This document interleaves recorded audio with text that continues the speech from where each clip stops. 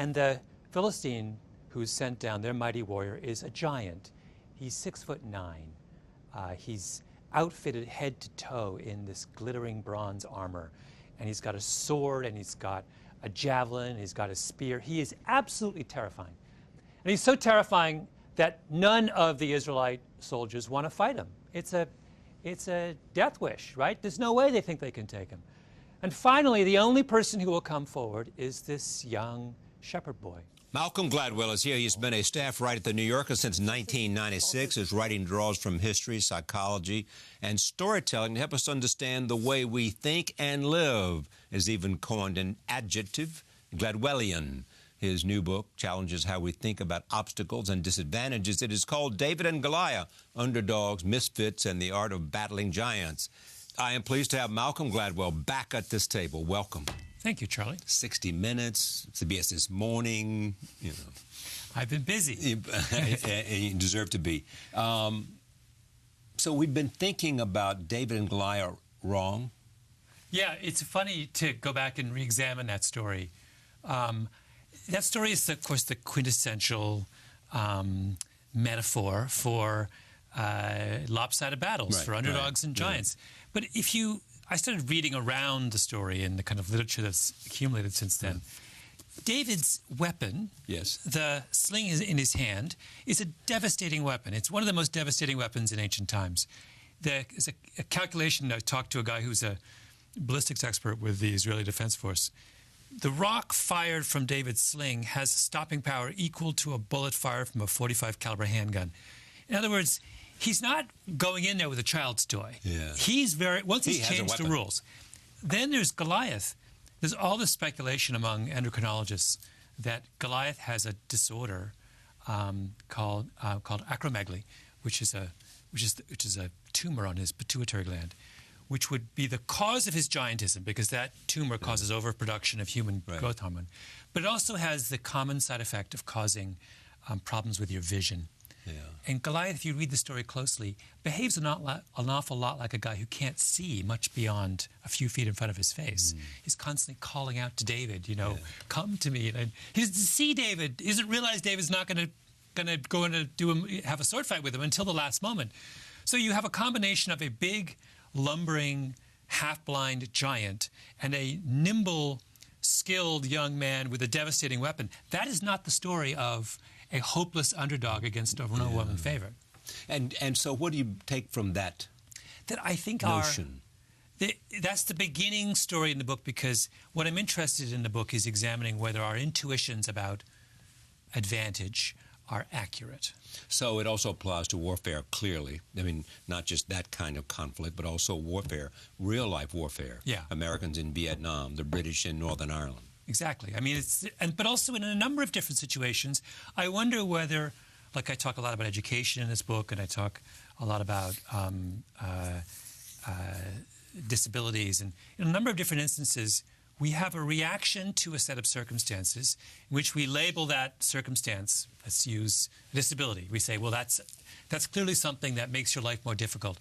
And my question is it really, or is it always, is a better way of phrasing it. I'm trying to deepen and make more sophisticated our understanding of what helps us in this book. And to understand what helps us, so and having a disadvantage can be a motivator.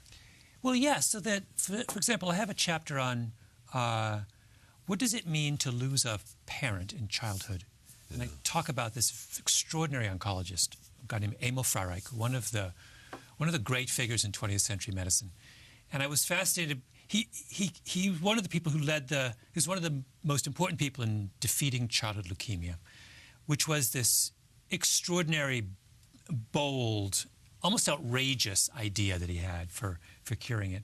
And I was incredibly interested in his childhood. He had a kind of Dickensian childhood, lost a father very young. And I was interested in how he responded to that. And I got to talk to psychiatrists about this same phenomenon. They talk about the number of times that people who have done something extraordinary in their life have lost a parent very early on. And the idea is that you have one of two responses to, that's the most devastating blow a human being can have. The common response is that you are devastated, and it is a significant setback in your life.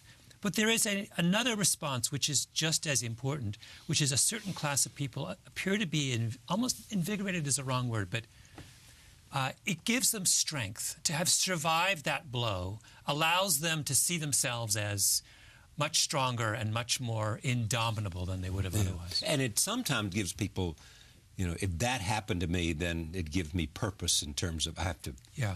You see this. I looked at the data looks at English prime ministers and American presidents, how many of them lost a parent in childhood. I mean, look, we've got Obama, we've got Clinton, who's a fascinating case study of someone who suffers this extraordinary blow very early on in his life. And his father was killed before he was born. Yeah, I mean, but he grows up in a kind of, in an environment without that kind of safety net.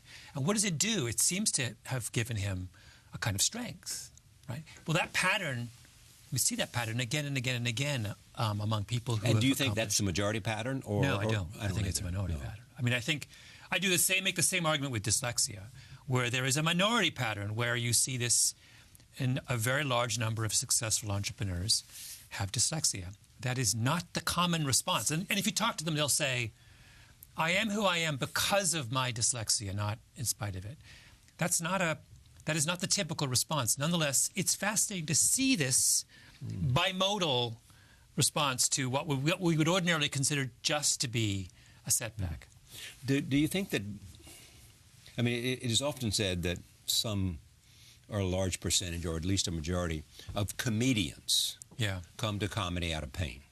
Oh, it's funny. I was just reading that new biography of Johnny Carson by his former lawyer. And he talks about, this is fascinating thing where he talks about Carson's mother, who was the most emotionally withholding, cold.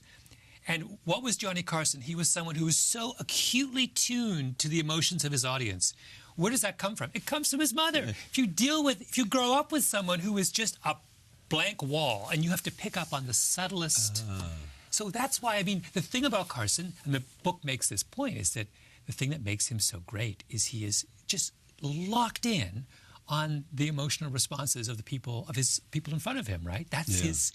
So yeah, I totally agree with that. That's his genius almost. That's his genius. But I agree with you. I think that if you do this kind of systematic analysis of particularly comedians for whom, I think you would see that kind of. It's a you can get as much of a productive response from a highly adverse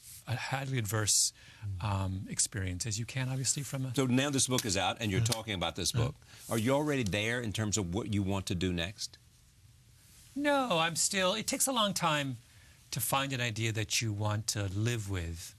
Does it begin with a question, or what does it begin with? It begins with a feeling, really? And it begins with. I have to be interested in something that I think is of the moment. That I think that other people are thinking about now. I would never write Tipping Point today. I think that idea was very much of that period. For the moment, yeah. You are a giant on the speaking circuit, and you're a giant at conferences and where corporate people are trying to learn something so that they can do their work better. What do you think it's about?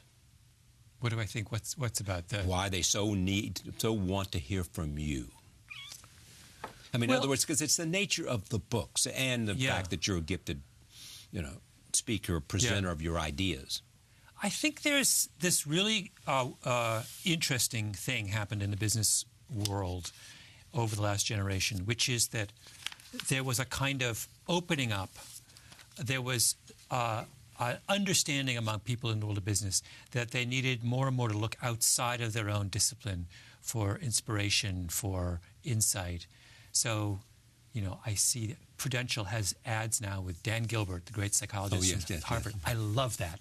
I love the idea that a company, a major corporation, has turned to a psychologist and said, let's work together. I think that's what's going on, I think, is this kind of glasnost in the world of business. And I'm not a business person. I don't pretend to be. But I am a beneficiary of this kind of new openness. A manager at Company X now thinks, you know what, I can learn something if I read about or hear someone talk about military history or social psychology or some other. I mean, I can somehow, but in the end, I think there's also, I think, people looking for silver bullets too. Yeah, although it's funny. I don't know. No, don't misunderstand silver bullet, because I don't want you to think they're saying they're looking for some cheap fix, but they're looking for something. Said another way, they're looking for a theory of everything. They're looking for something that ties it together, so they can say, "I get it." Well, I have often said that we are, as a society, information rich and theory poor. That we have more and more experiences than anyone, and a breadth and variety of experiences that our parents and grandparents never had. But what we lack are ways to make sense of them. And so what the genre of books to which my books belong is these are a genre of sense-making books. I'm giving, and other people who write in the same field, we're giving people theories to tie those things together. This is called David and Goliath, Underdogs, Misfits, and the Art of Battling Giants. Malcolm Gladwell, thank you. Great to see you. Thank you, Charlie. Back in a moment. Stay with us.